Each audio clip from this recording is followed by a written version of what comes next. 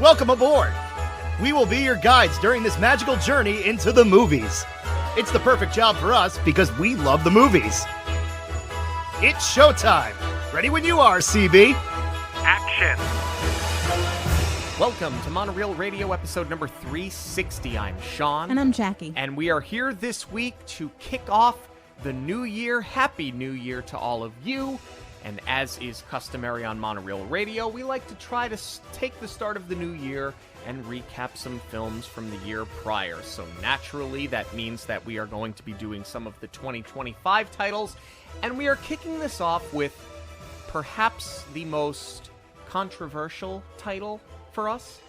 For so many reasons. The first being that it's a live-action remake, which in and of itself is controversial. It's also a live-action remake where one of the lead characters is in fact CGI and not live-action, but also because we simply are in the minority of people that do not like the original animated version, and I am, of course, talking about the live-action remake of Lilo and Stitch. Yes, it is well documented that we are not really fans of the animated Lilo and Stitch, unfortunately. At the time that it came out, we were already in high school, so this wasn't one of the films that we grew up with. We were more, if you're new here, hi, welcome. We were more Disney Renaissance kids. So it was Little Mermaid, Beauty and the Beast, Aladdin, Pocahontas, Hunchback, Hercules. That's just our wheelhouse. And, even just stylistically, the animated Lilo and Stitch looks so different from the films that we grew up on. And, it was a time where Disney was getting all experimental. It wasn't a fairy tale. So it just wasn't in our wheelhouse.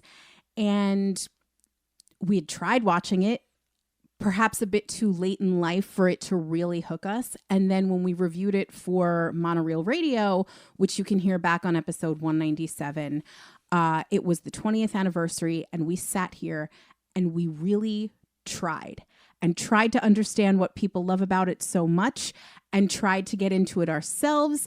And it just didn't happen. In fact, it probably made things worse when we sat down to review it for the show. So with all that being said, I did not have high hopes for this one when we saw it in theaters.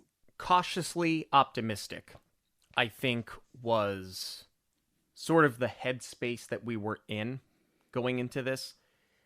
Some of the predecessors, the more recent predecessors with live-action remakes hadn't been great, at least the ones that we had seen up to that point. And also, we really don't like Lilo and Stitch. So you're just going in there. The bar was set almost incredibly low.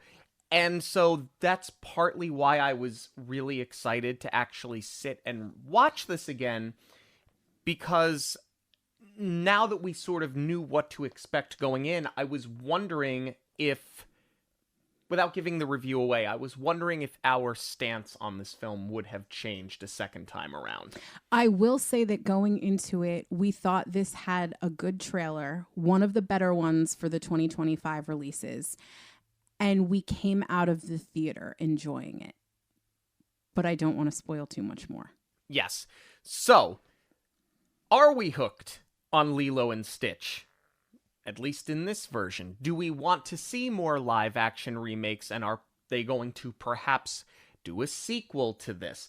That, on top of many other things, is what we are here to discuss today. This episode is sponsored by Where in the Park. Our friends at Where in the Park make seek and find card games designed to play in the theme parks and turn your day into an interactive adventure. Game packs come with a deck of cards, each with an image on it that is hidden somewhere in the theming of the park, helping you to discover details you've probably walked past 100 times. Where in the Park game packs will spark curiosity, encourage connection, and make every visit to the park even more memorable. Visit monoreelradio.com and click on our affiliate link to purchase your game packs at a discount. We're just going to get right into it.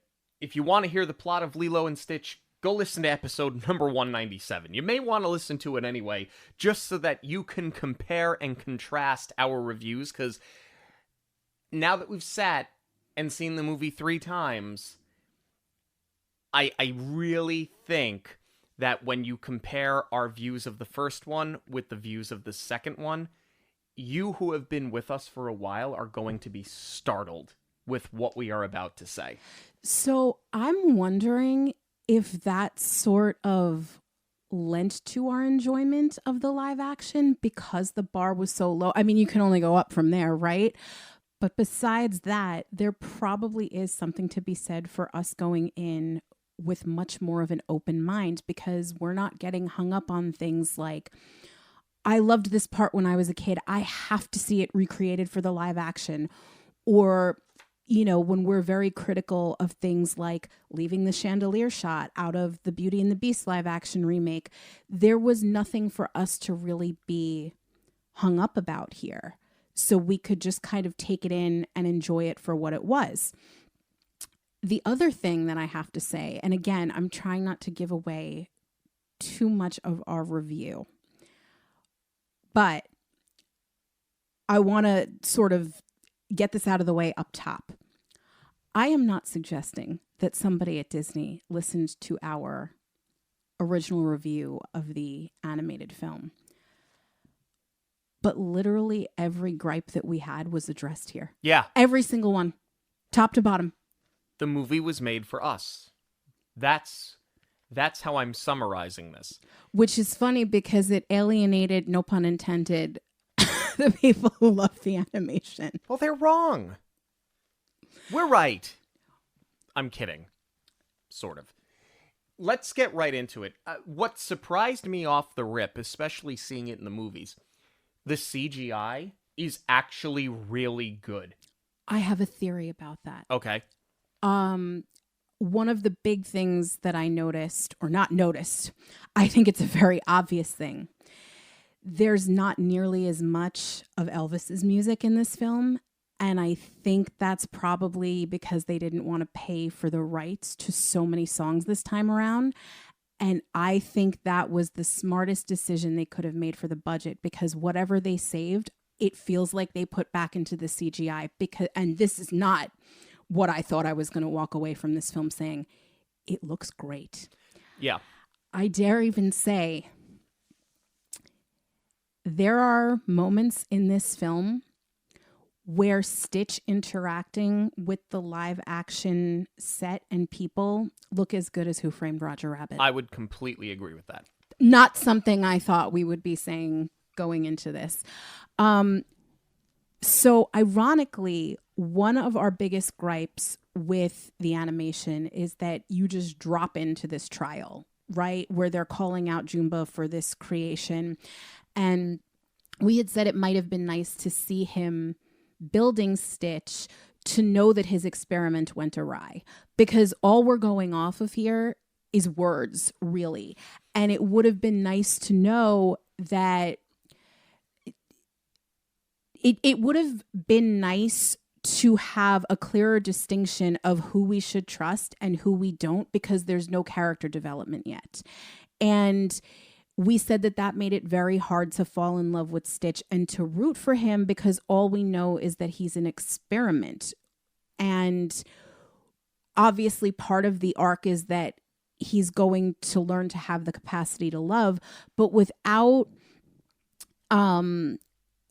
knowing how much agency he has for himself, you really don't know if Jumba is the big bad, if it's Stitch that we shouldn't trust. And the way that they drop you in is just very jarring. They do the same thing here. It's pretty much shot for shot and word for word the same. But I feel like this is just so much better paced. And as a result, I don't feel like we're missing anything as far as character development.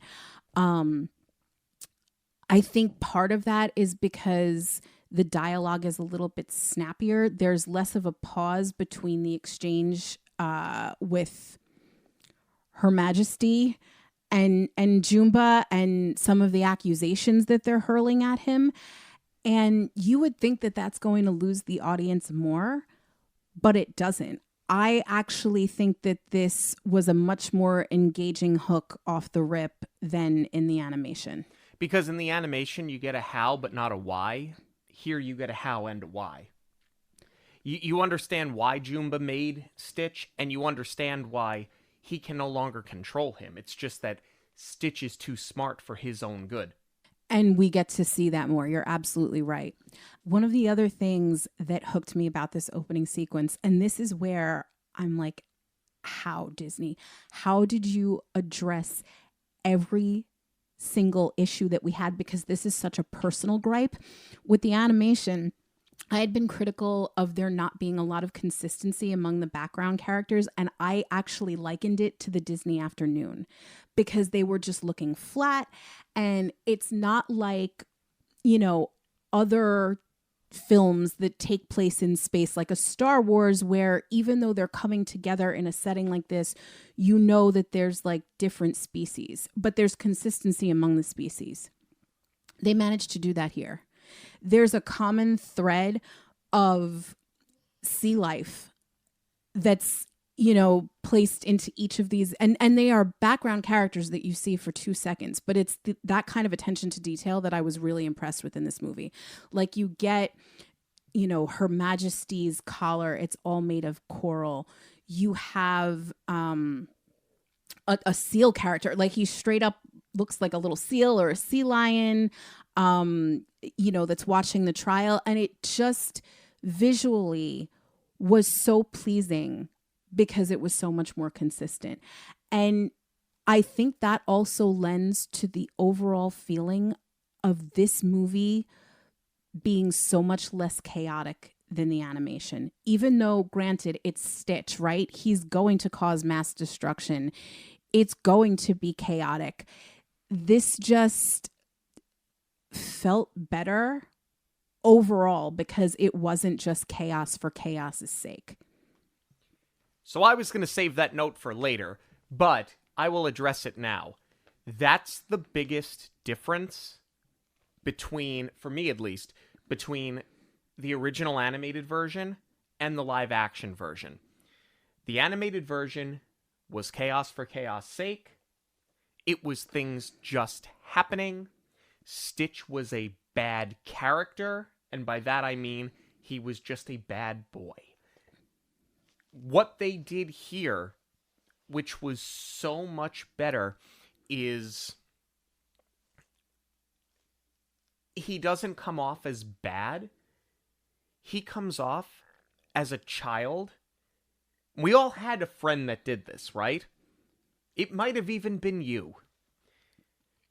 The kid that just gets too excited and plays too hard, and the mischief takes one step too far by accident because they're just not showing restraint. And they don't realize it until it's too late. They're not an inherently bad kid.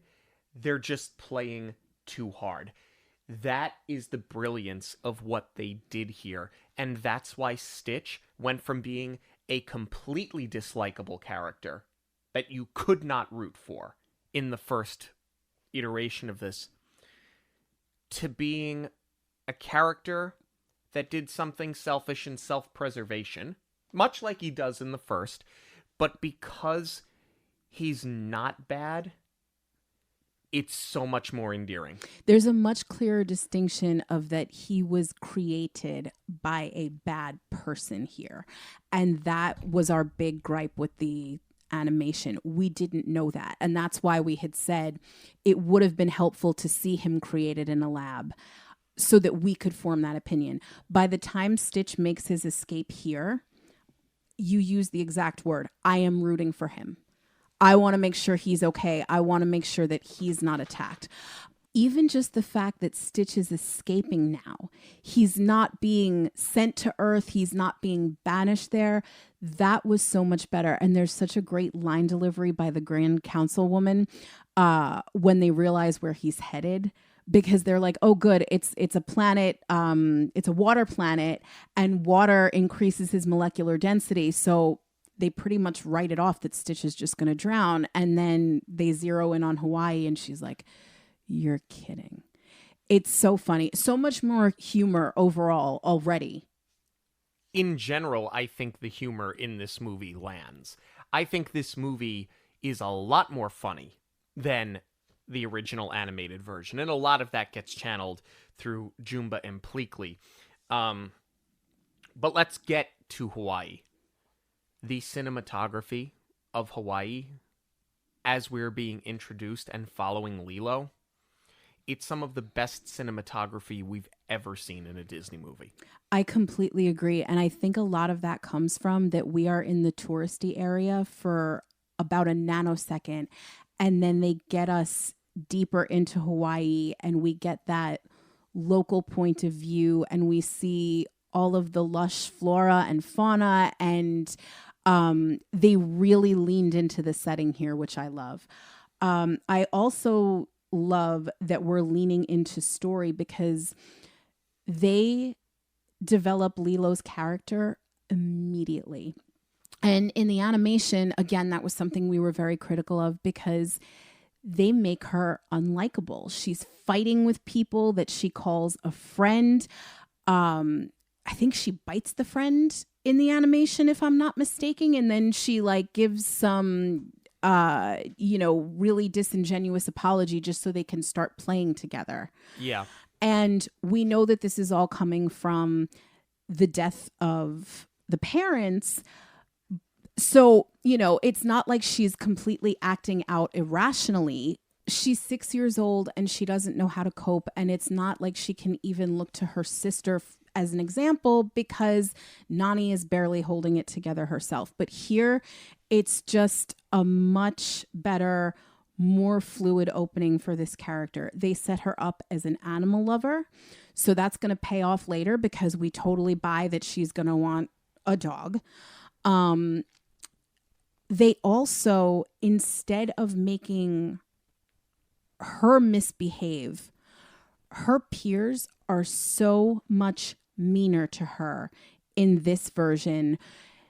So it doesn't totally victimize her because we know that she's still trying to work through her loss and she is still acting out because she pushes the girl when they're doing the hula and she's late for hula, but she's not as borderline unlikable as the animated version because I think this goes back to what we were talking about before. Overall, there's not as much chaos for chaos's sake here. And she's not just acting out and she's not just being mean. Like, she's very much in the animated film. She's the aggressor. Yes. And that's a big shift here because she goes from being the aggressor to being the charmer. She's so much more charming in this version than she ever is in the animated version. I couldn't agree with you more. Before I get into my example, though, I do want to point out the absolutely terrible edit going into this the hula dance. She's late. She shows up in her rash guard, and she's got the hula costume in her arm, and saying, "Look, I have a friendship bracelet just like you." And the girls are really talking down to her, and they're like, "You can't have a friendship bracelet. It's not a friendship bracelet if nobody gives it to you." So obviously we know because they're late and Lilo is late and they're about to perform, she's going to have to do a quick change. I understand that they're not necessarily going to show that, but there's not even like a cutaway to the girls who are dancing on the stage and then come back and she's in costume.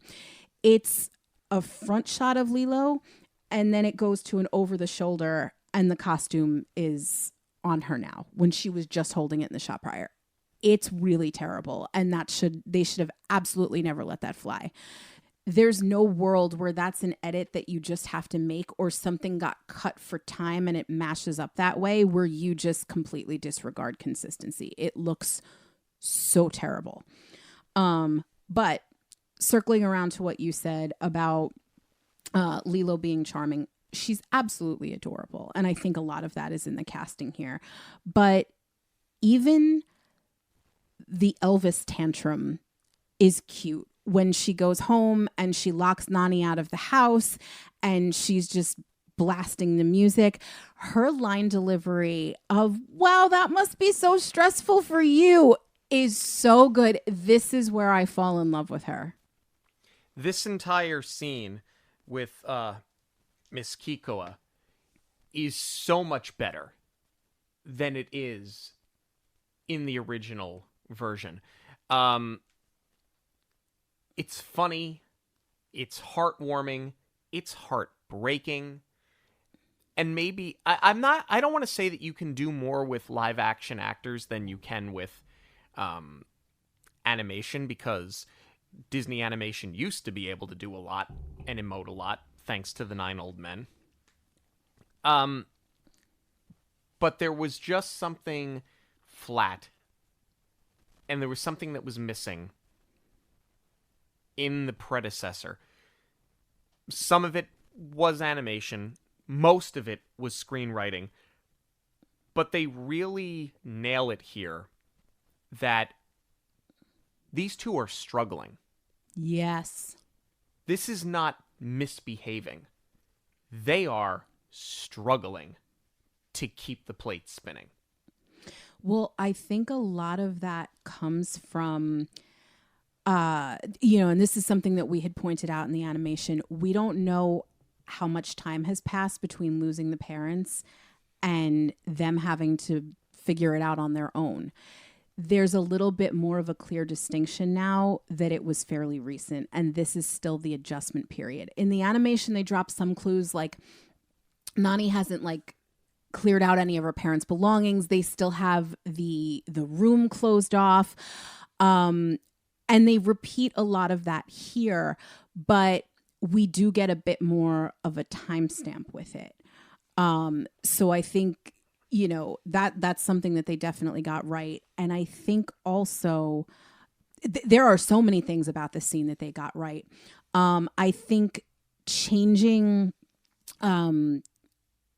Bubbles as the social worker and having him completely not just being undercover, because ultimately he still is, but he's not the primary social worker.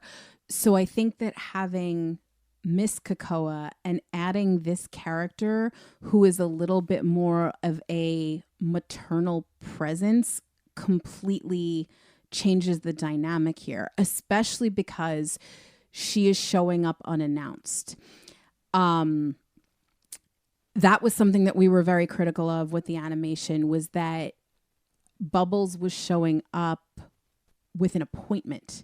So that kind of was a knock against Nani's character, because it's like, if you know he's coming, even though you've got your hands full, why don't you have the house clean? Why don't you have the fridge stocked?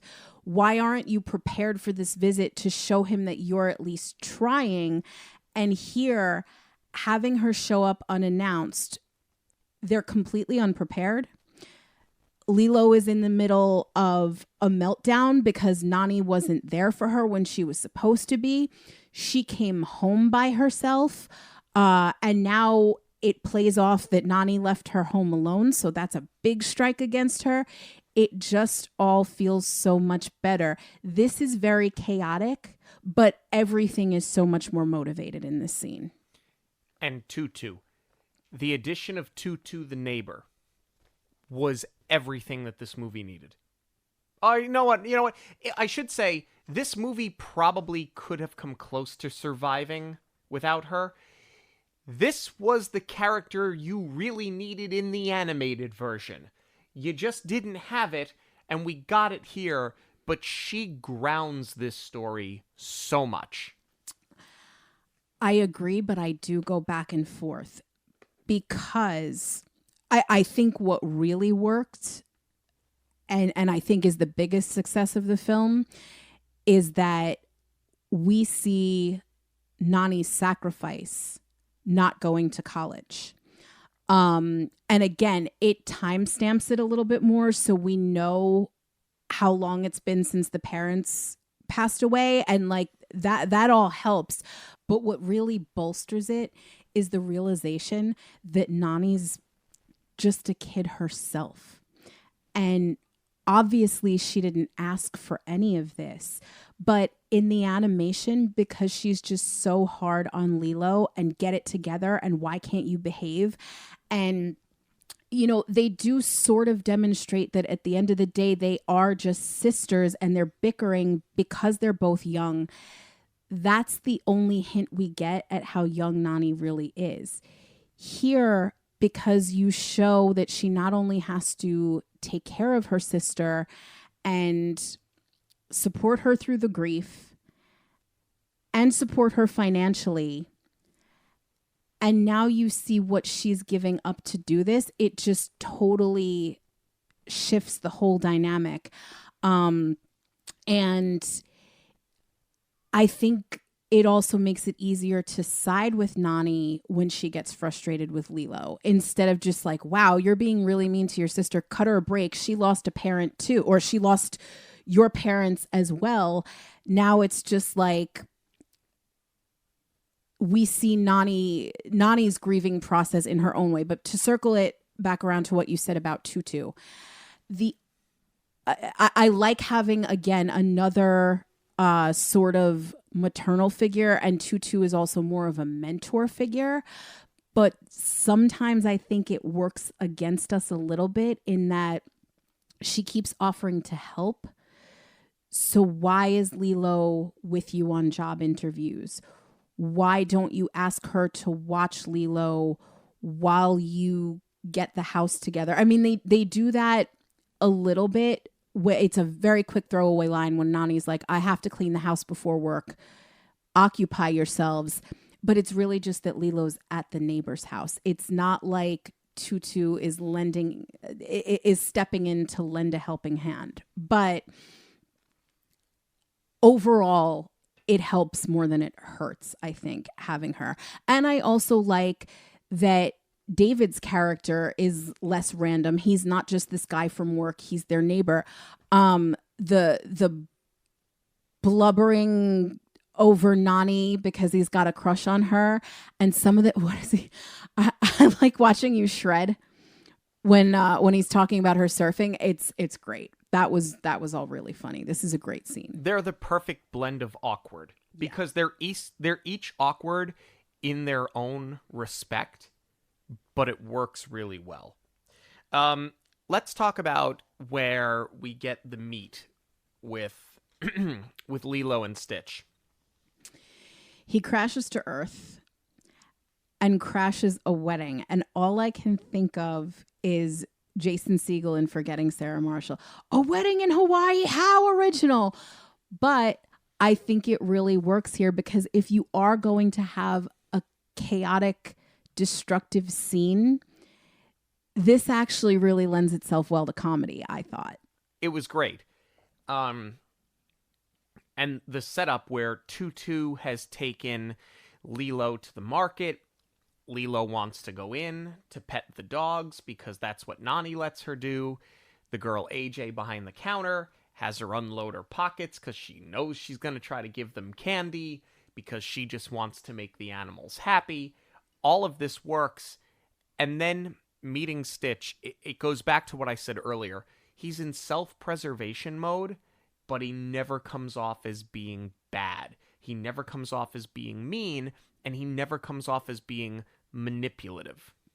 He comes off very smart because having very little to go off of other than this poster of a dog getting adopted, he uses that to adapt to the situation. And all he's doing is mimicking what he sees in the poster, and he hugs her. But you get this beat where, and this is where the CGI is so stellar because we see Stitch emote and he's lost. He's just had to run away from his home planet. You know, it's like E.T. He gets left behind and E.T. is not trying to hurt anybody. He's not acting out on purpose. He's a lost child that got left behind. And that's kind of the realization that Stitch has here, is that he's just trying to survive, but you get that moment of, I'm totally on my own, and oh, this hug feels kind of nice. This is comforting. And that's all in the eyes of a CGI animated character. Oh my gosh, it took until 2025, but we finally cracked this thing, Disney. Well, also, it's not because he was reluctant to go into a situation and sort of just feigned enthusiasm and figured, I'll just go with this. To your point, he chose this. And he played the part, but in doing so, he met somebody that matched his whimsy and fell in love with her. That's the difference. And it takes way too long for that to happen in the animated film. It's a lot more nuanced here. And that's why it's so believable. It feels less like he's on the run. And it also really lends itself to your chosen family and the overall theme of Ohana landing much harder later on. Speaking of being on the run, this is all intercut with Jumba and Pleakley making their way to Hawaii. And I know that this is kind of a hot button topic because what people love so much about Pleakley is there's so much humor in that he's such a humanophile, we'll call him. He's obsessed with Earth. We know that he did Earth studies. He's an expert on flora, fauna, and fashion. And the humor that comes from this character doing his best impression of what he believes a human to be was largely embraced by the LGBTQ community. Because most of the time, Pleakley's interpretation of fashion is to dress in women's clothing. And I love that the LGBTQ community latched onto this and basically said, no, Pleakley is one of us. They made him one of their own. And they deemed him a queer character. And what's so great about it is that Disney didn't do that intentionally, at least not overtly. Maybe they did, maybe they didn't. But I feel like when Disney does try to lean into that, they overcompensate. And that's where you get the public outcry and the online discourse and, you know, the parents saying no, ban the movie, because that is sort of what happened when the live action trailer came out. I don't know if you'll remember this, but there was a very big discourse over it when we saw Jumba and Pleakley in human form. And the LGBTQ community was upset that we didn't see an alien dressing in women's clothes. And who could blame them for that when, you know, they found representation in this character and it completely was glossed over. So I remember there was a movement to ban the film, and I don't think it ultimately hurt the box office numbers because this film still did really well. But I do remember the public outcry to not even give it a chance. And I really wish that people had given it a fair shake, because if they did, they would see that even though you have Pleakley as a male character in human form, he's still very much dressed in women's clothing throughout in a way that I don't think was off-putting to the other end of the spectrum and the parents who usually cause an uproar over representation in films like this. And it just goes to show that no matter what Disney does, they're going to offend somebody. Well, all this to say, here's what I think that they got right. Because they actually put actors in these roles to play them in human form. I mean, I love the concept of just cloning the DNA, and you have this disguise so that they can hide out in plain sight also lends to saving budget and time on having to animate CGI characters. And all that's to say, that's why the scenes with Stitch look so great, because he is the only CGI character. You were able to put all of your effort there and really polish it up because you didn't have to worry about doing the aliens and other scenes. And I mean, we do see Pleakley and Jumba in alien form a bit later on, but it's not nearly as much what they were doing in the animation. But that goes back to what you were saying before, is there are just certain things that you can do with animation as a medium that live action is never going to do a justice. And here it's actually a point in the live action column because it's something that is serving the overall film, and not to mention the physical comedy that you get from these two characters when they immediately do the cloning and then they have to learn how to walk.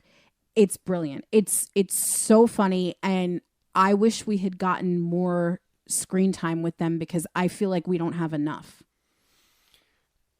Let's move on and talk about how Lilo is really trying to fit in.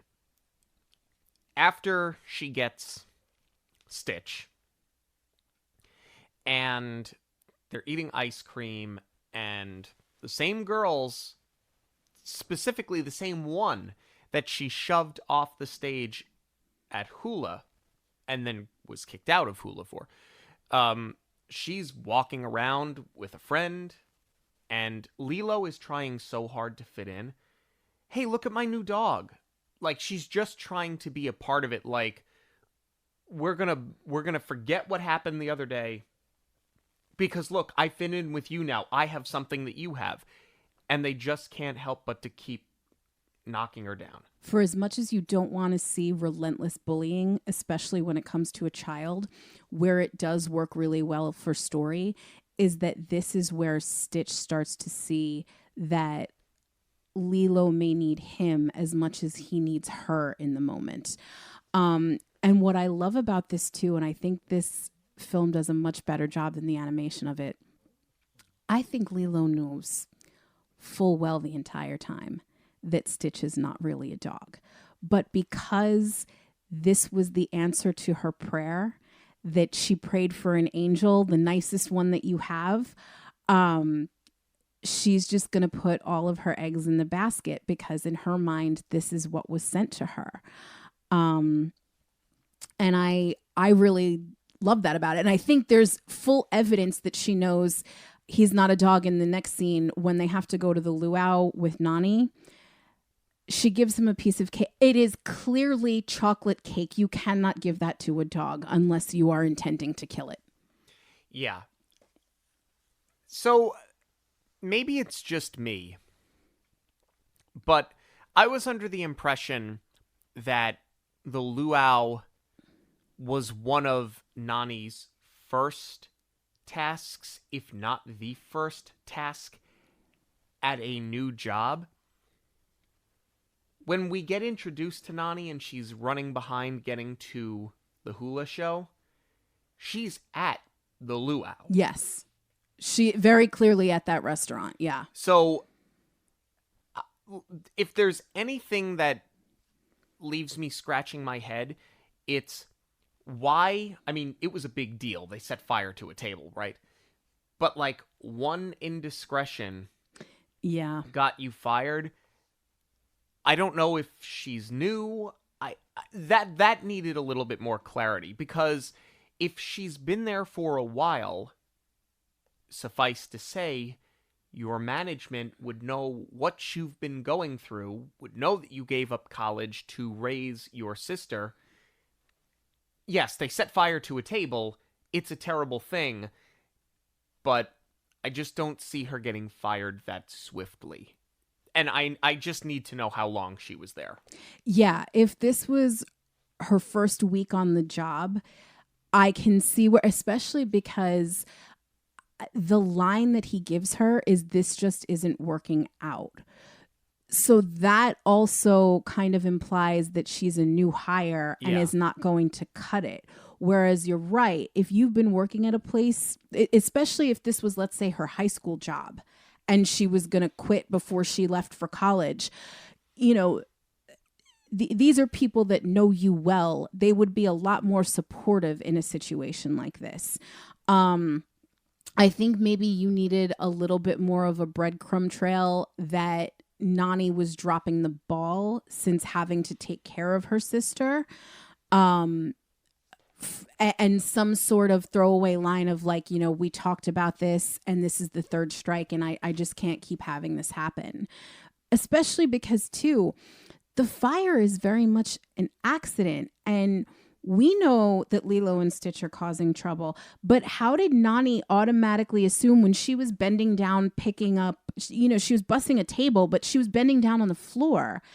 She didn't see them cause any of this directly. She just assumes that it's them. What I really do like about the end of this scene, though, is that once they get out to the car, like, Lilo is scared straight. She knows that it was one step too far. She knows that she needs to be on her best behavior. And now even Stitch is being a little bit rambunctious. She's going to shut him down. Yeah, which never would have happened with either one of these characters in the first movie. Exactly. But it doesn't really carry over into the next scene at the house. Nani had just cleaned before she went to work because she knows that she's got about a week to get it together before the social worker comes back. And that was one of the big things on the list. Have a clean house, have a stocked fridge. So she tells Lilo, don't make a mess. I just cleaned. But Lilo is doing very little to actually control Stitch. She knows the severity of this situation. She knows that she just got her sister fired. She fully understands that she has to get it together. But I feel like she's not really trying, because then you hear her saying things like, oh, he's just exploring his new house. The only place that it actually... where it's actually justified that she can't get Stitch under control is that she's trying to give him a bath and he hates the water because it increases his molecular density. So he's legitimately terrified of the water, and that's when he really starts trashing the place. But prior to that, when he's just, taking the kitchen apart, there was no reason for that, nor was there a reason why Lilo couldn't have got him under control in that moment. And this is also where I sort of go back to, does the neighbor's character help or hurt this film? Because why wasn't she watching Lilo while Nani was at work? I know you need to set up the scene. I know they need to destroy it so that Nani can get fired. But the reality is that she would not be bringing her sister to work, right? Or maybe this had happened when maybe she left Lilo home alone and comes back to the house being trashed. And then there's like a big blowout fight of, I just cleaned this before work. We need to get it together. Because that's the other thing that I bump on a little bit.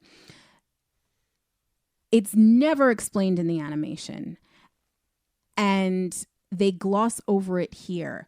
She explains to Lilo in the heat of the moment, if they don't get it together, Lilo will be taken away from her. But it's during a screaming match. There's never a point of calmness where it's, I have to sit you down and make you understand why this is so important. And I need your help. This is going to take both of us to get it right. And Lilo never understands the consequences, but she's just given a quote unquote dog. So there's never a chance for her to really try and redeem herself and actually help Nani with any of this.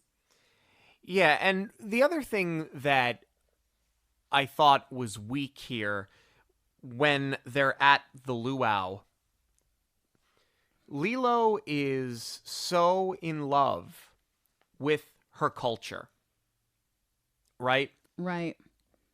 In spite of the fact that she was thrown out of hula, it's not to say she ever disliked it. She liked it very much. I find it interesting that they gave her the line of, why am I here? This is boring, when she gets taken to the luau. Right. I just don't think it fits the character.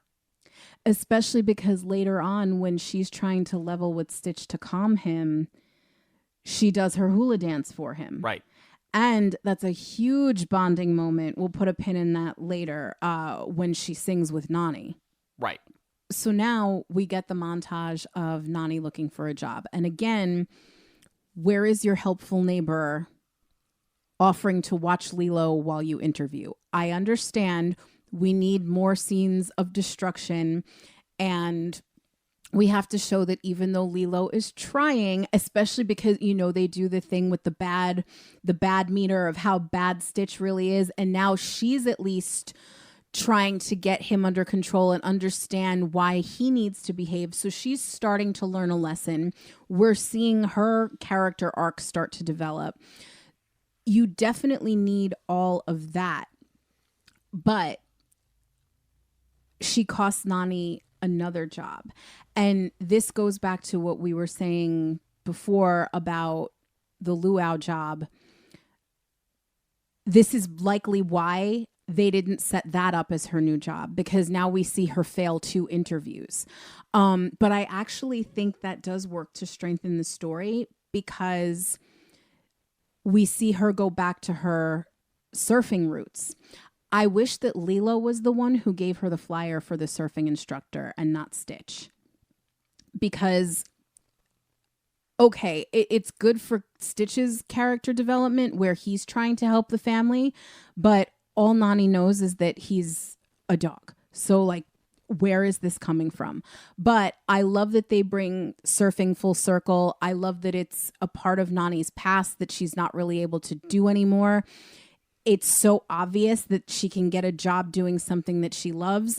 So it really works great character and story-wise, but you also get Hawaiian roller coaster ride in here, and it doesn't feel so forced, because this film pretty much, other than some of the Elvis music, plays straight. It's not a musical the way that the animation is. Right. I love the surfing lesson. I love the surfing scene. It's beautifully shot. Yeah. But I think what I love most about it is they're having all of this fun. It's one of the few times in the film up to this point that you're seeing the sisters really bonded, and it's the first time you're seeing the 3 of them bonded together, Lilo, Stitch, and Nani. And they get taken out because of Jumba and Pleakley. They go in the water, and Stitch is grabbing onto Lilo because he does not want to drown. They believe that he is pushing her under the water. She loses consciousness. She needs to go to the hospital. They kind of have this lighthearted moment in the hospital. The nurse says, just give us your insurance information. We'll get it taken care of. And of course, Nani never got the insurance. And that was one of the big things on the list that she was supposed to do. In all fairness, she had until Friday to get health insurance. I mean, it probably should have been the first thing that she did. Well, she can't. She got to get a job. How is she going to get health insurance without a job? I mean, through the state, okay, maybe. But she's trying to, go in an order of operations here.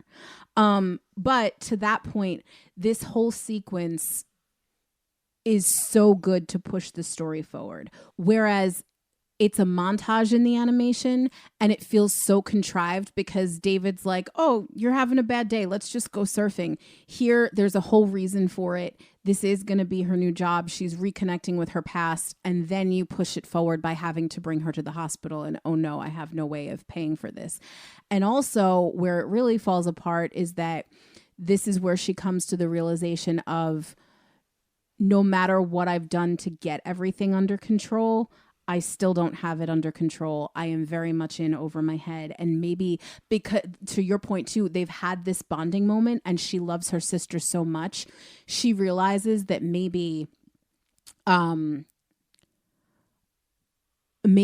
love isn't ultimately what's best for Lilo. And, this is the adage of if you love something, let it go. And she realizes that may give Lilo a better future. You go from the highest of the highs to the lowest of the lows. Yeah.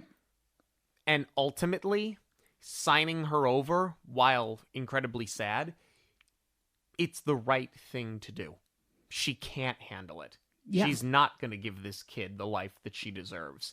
She's left with no choice. So you're sad that she's signing her over. You're sad that you went from the top of the mountain to the very bottom. and you hurt for them because you know that this incredibly painful thing is ultimately the smartest and the right thing to do.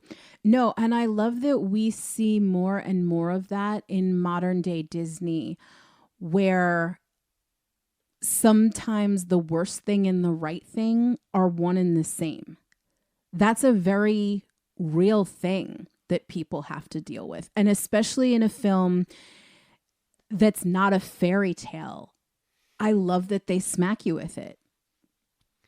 So now they have the scene, Nani and Lilo, where they're singing together outside on the hammock. And it's cut against Stitch, who is leaving because he believes that he has broken the family. I love this whole thing. Aside from the fact that it is shot so beautifully and you get this really tender moment, and this is what I was talking about before that I said we'd put a pin in. This is also Lilo's hula song. So it clearly means something to her.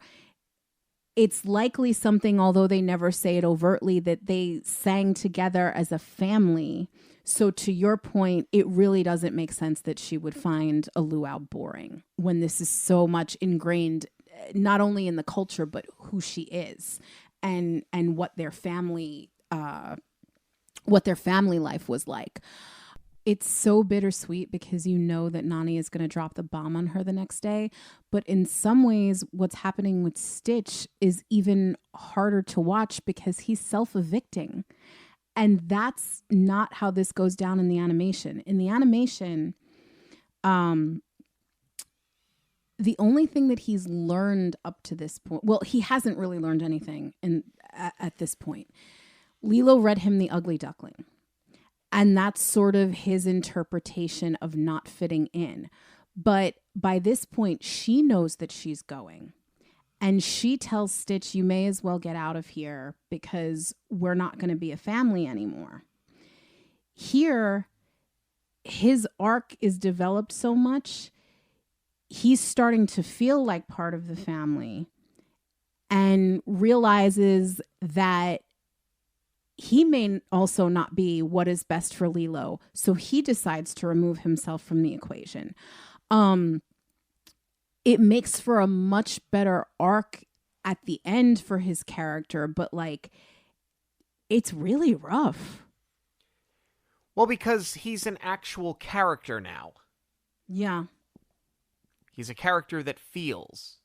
He's not just a bad entity, which is exactly what he is in the animated version. The fact that he walks himself back to the animal shelter, he puts himself back into the cage, and is sort of just waiting for the inevitable. It's so sad. It's so good, though. And it also works better because Lilo isn't just left at the house for Jumba and Pleakley to catch up with her.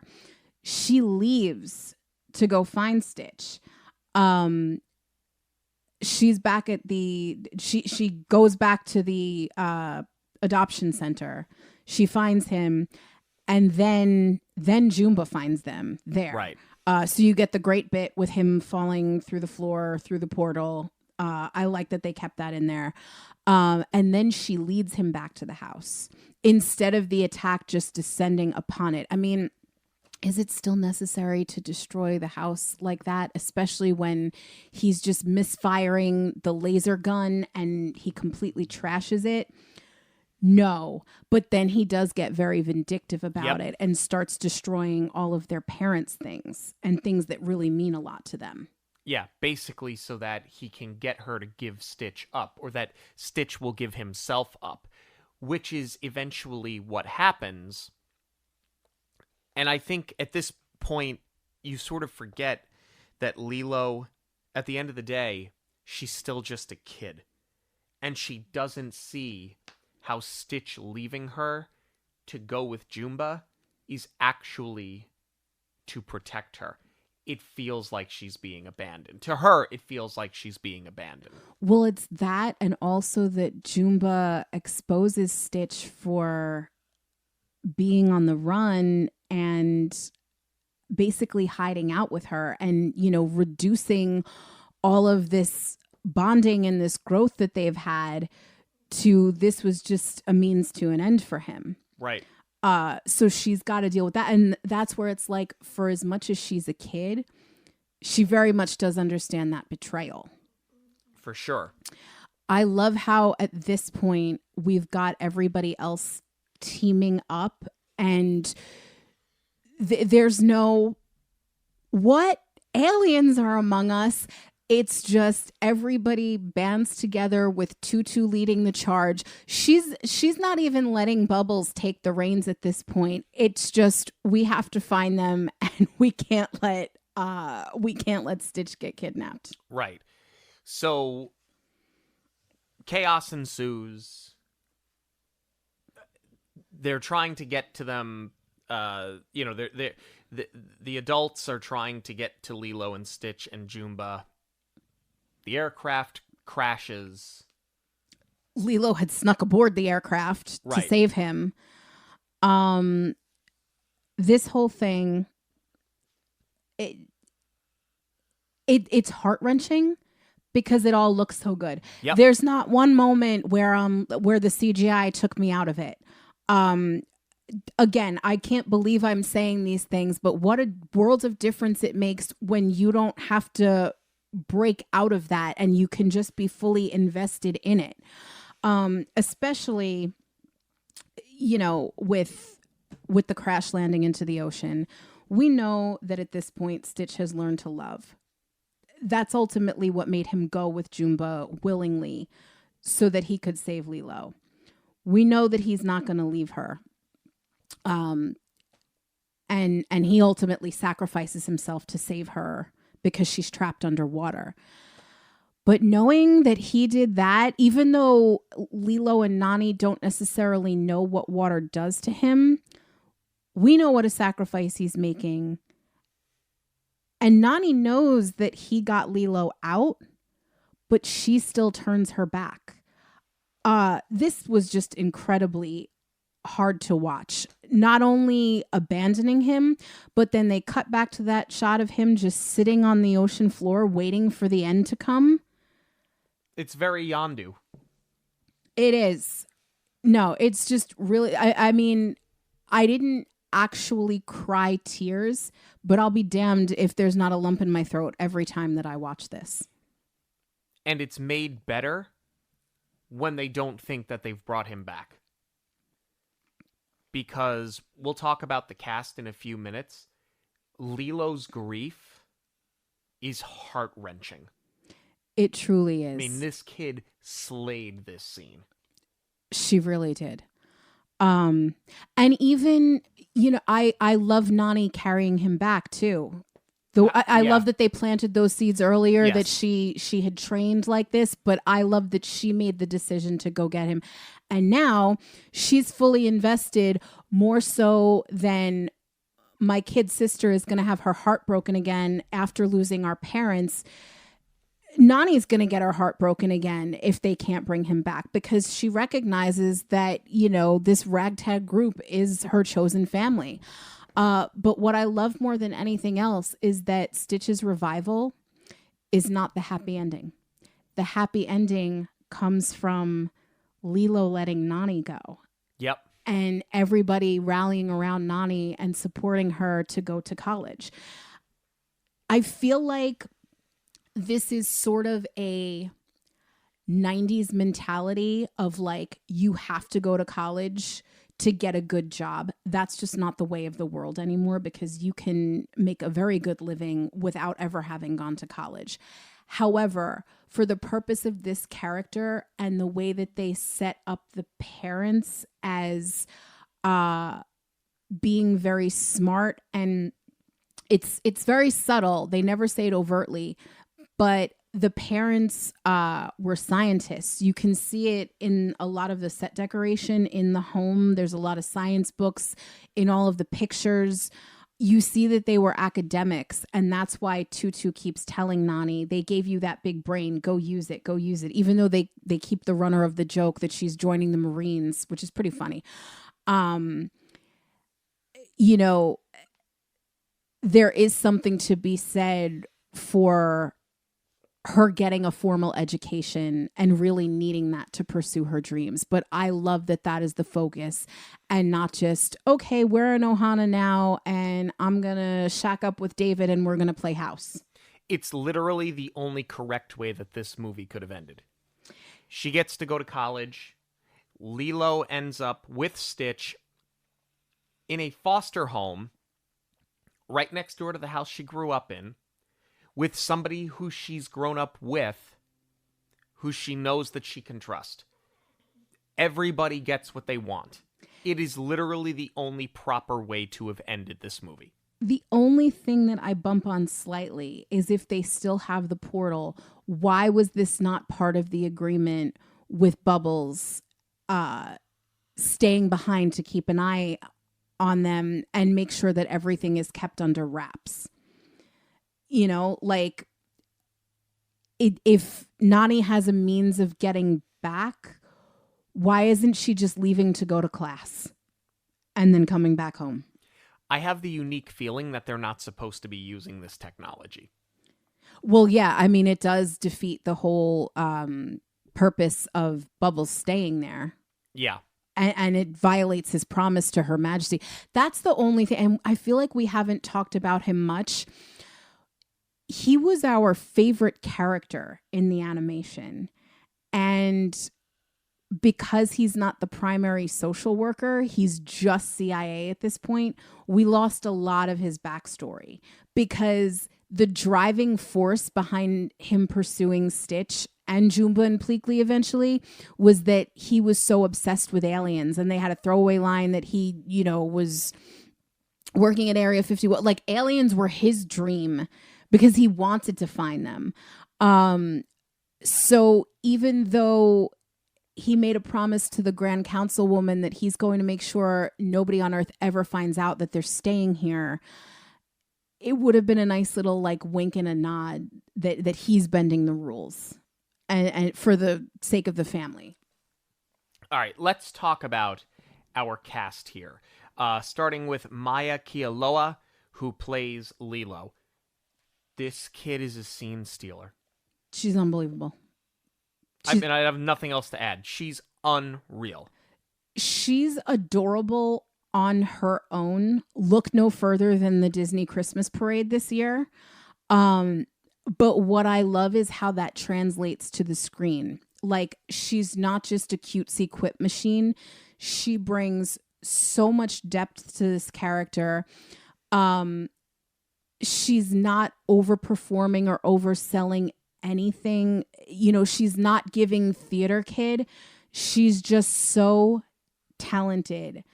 And that, with all of the faults of the character that they addressed in the writing, she just makes Lilo fully realized in the real world. It's incredible. What a night and day difference. Chris Sanders voices Stitch again. And usually when you have an actor that's come back and is playing the same character again, we don't talk about it.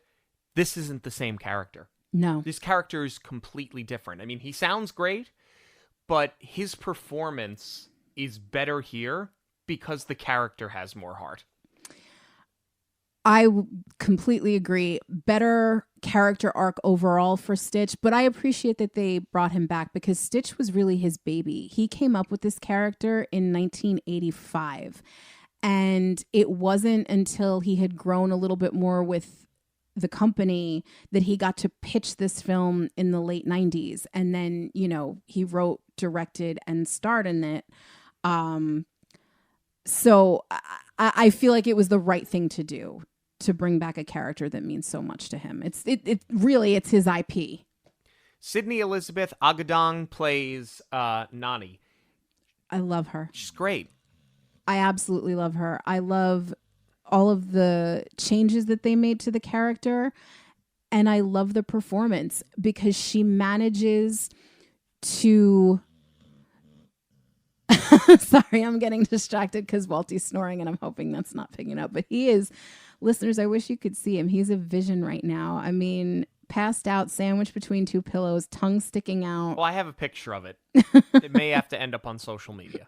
It will. It will. My goodness. Twitchy leg. Back to Nani. What impressed me so much about this performance was that you see all of the stress and the weight of the world on her shoulders, but she's not taking it out on Lilo.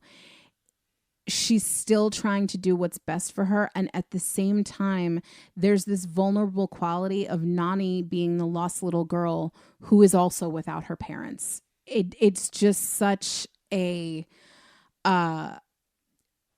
level of depth that she brought.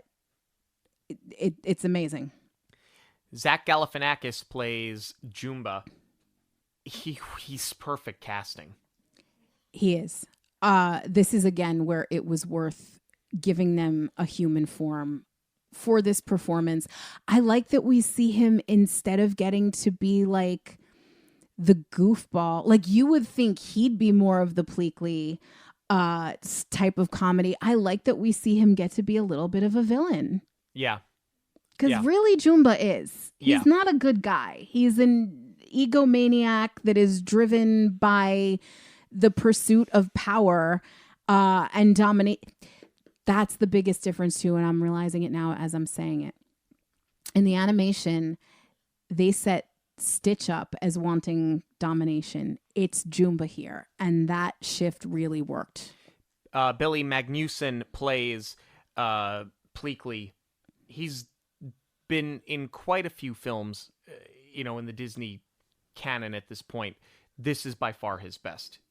He's incredible. The best physical comedy comes from him, not just in the learning how to walk, the scene in the bathtub, the sneeze, when Jumba got to sneeze and he didn't. He's just absolutely incredible. The physicality, the facial features, just knocked it out of the park. Amy Hill plays Tutu. I said it before, I'll say it again. This character is what this movie needed. Amy Hill was phenomenal. Her one-liners were great.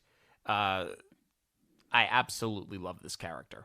So she was actually one of the voice actresses in the animation, and they did bring back, besides Chris Sanders, they brought back a couple of people, but that's why this role was created for her. I still sort of go back and forth because I feel like in some places it's so obvious where Nani should be leaning on her for help, but where she works as a mentor figure to them and giving Nani all of the not so gentle nudges that she needs to be a little bit selfish and to not give up on herself. That's the other. She's got that great line at the end of the movie is that Ohana means Ohana means family and that nobody gets left behind, but she tells Nani not to leave herself behind either. And like, that's where it's all worth it, even though we could have really used a babysitter. Courtney B. Vance plays Cobra Bubbles. He was our favorite character in the animated version. I do like him quite a bit in this version. He's not my favorite character, but it's only because all of the other characters are so much improved. He was great. He's amazing. I think you just needed more screen time or maybe a couple more lines here and there that give him his backstory, because without him being the primary social worker undercover, it's kind of like, why are you here? Like, yes, they brought him in as the supervisor and he, as the CIA, inserts himself into this situation. But because he's not in control of it the entire time, just a little bit more backstory would have gone a long way. But he's still great. Tia Carrere plays Miss Kikoa. And what I love about this is that she is the original Nani. Yep. And they found a way to bring her back. And I do like this character a lot because she's really just doing her job. I like characters like this that do something that is inadvertently heartbreaking simply because they're doing their job well.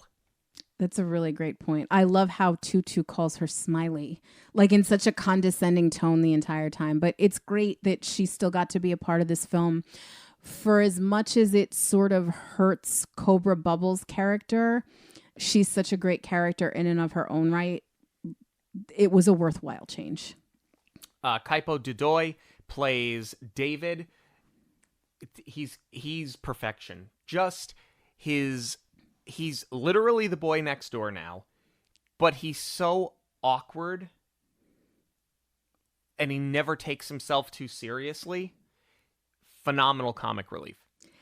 Especially because one or two flubs saying the wrong thing to Nani when he's trying to compliment her, it might have felt overdone, but because they keep going with it and because he's so awkward, it doesn't matter that he trips over himself like 5 times. It's still funny. And we do get our original David back. He's the manager at the luau who fires Nani. Final thoughts on the live action version of Lilo and Stitch. I'm going to go first because I'm going to be super quick. It's phenomenal. This has completely turned me around on Lilo and Stitch. I will never watch the animated version again because to me, this is the better one. This is the one that I love. I think that this is one of the best live action remakes they've ever done. I think this is one of those scenarios where the live action remake is necessary because it's better than the predecessor. I know that's not the popular opinion. This salvages the franchise. Do I want to see more? You know what? Yeah. I would like to see where we can build this story. I would like to see this cast come back to reprise their roles. I think they are talking about doing it. I'm usually the first to say, we don't need a sequel to everything. We need a sequel to this. I believe it was announced, but that was before Disney decided to pare down and not do the sequels and remakes as frequently anymore. They're sort of, I think, caught in the tangled ethers and wherever that's going now of, are they or aren't they actually going to follow through with it? This cleared over $1 billion at the box office. They'll follow through with it. I love it. Just plain and simple. I absolutely love it. Not just because it improved all of the issues that I had with the animation as a standalone. Forget the animation even exists. It tells such a complete story with really deep, realistic characters. I can't believe not only how much I enjoyed watching this in a theater, but how it has held since and how I've grown to love it more and more each time I watch it. Not just and enjoy. I fall more in love with this movie every time. And this is going to be in my regular rotation. I absolutely love this movie. We'd love to know what you have to say about the live-action remake of Lilo and Stitch. You can let us know on all forms of social media at Monoreel Radio, or you can send us an email, monoreelradio@gmail.com. News of the week is coming up, but first a quick break. Ready to plan your dream vacation but don't know where to start? Jackie is an independent travel advisor with KMV Travel, a boutique travel agency that helps families plan personalized vacations and create unforgettable memories on land and at sea, recently voted Best Travel Agency by Orlando Magazine. Jackie specializes in Disney destinations and family theme parks, as well as major cruise lines and hotel chains, providing unmatched service from start to finish with the belief that vacations are an important part of life. Jackie can help you and your family experience new places, learn about other cultures, recharge, relax, and reconnect with those who mean most. She will guide you from booking to bon voyage, ensuring you have the tools you need to enjoy each moment of your vacation at no extra cost to you. Visit monoreelradio.com/travel to start planning your perfect getaway. When we were planning our first family trip to Disney World, Jackie was the first person that we thought of. Jackie helped us with every step of the planning, and she helped us pick the right hotel for our itinerary and our budget. She also gave us great recommendations when it came to scheduling our parks, our dining reservations, and the attractions. These days, it feels like there's a lot that goes into planning a Disney trip, and there's a lot that we just didn't know about Disney World, and we're just so thankful for Jackie's advice in making it all a little bit easier. Yeah, when we got to the property, we realized we wanted to add on another park day, so we texted Jackie early in the morning, and she got back to us right away, and that really helped us make it happen. We had some amazing meals and drinks. We went to Cinderella's Royal Table, we went to Oga's Cantina, we rode Rise of the Resistance without waiting on a long line. And on Jackie's recommendation, we saw the Epcot fireworks from the Skyliner. This was an unforgettable family trip to Disney World, and Jackie made it happen. Thank you, Jackie. Nominations were announced for the 53rd Annie Awards. These are the animation awards, and it should come as no surprise to anyone that Disney locked down over 30 nominations this year. You know, say what you will about box office numbers and say what you will about remakes and sequels. They still got it. They are the golden standard. It is going to be held on Saturday, February 21st, 2026 at UCLA. So it'll be interesting to see just how many awards Disney can walk away with. Here's something else that is noteworthy.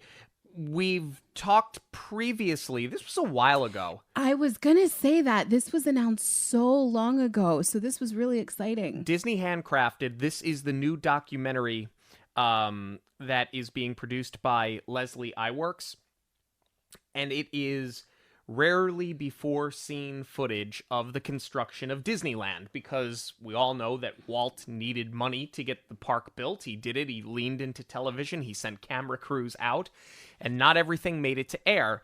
It is dropping. It's a dual drop, and this is what's very interesting to me. January 22nd on Disney Plus and on Disney YouTube. That is interesting. I'm not really sure what to make of this. Like, my gut reaction is how great for Leslie Iwerks that everybody will have access to her documentary. The other part of it is, part of what you get when you pay for the streaming service is exclusive content. This is one of those things that should be there as a part of your subscription.